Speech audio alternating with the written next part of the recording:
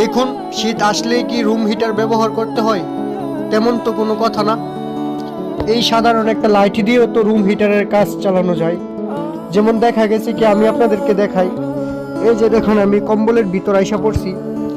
তো এই যে দেখেন, এইখানে আমি লাইটটা দীর্ঘ অনেকক্ষণ যাবত চালায় রাখছি। তো এটা আপনার একটা হিট সিং এর মতো হয়, এটাও তো একটু গরম হয়েছে। তো এই যে এই কম্বলের ভিতরে একটা গরম সৃষ্টি করছে আর কি।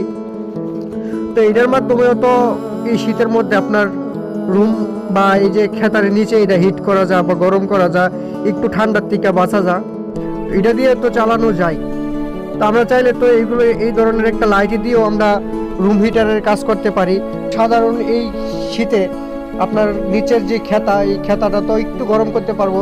এটা কিন্তু দেখেন একটা হিট সিং, কিন্তু এটা মারাত্মকভাবে এটা গরম হয়েছে। আমি এক হাতে ধরে রাখাটা আমার মানে অনেক কষ্ট হইতেছে। তো এই যে দেখেন, নিল এটা গরম কিরকম দেয়? ভালোই ভাই, ভালোই না? অনেক ভালো।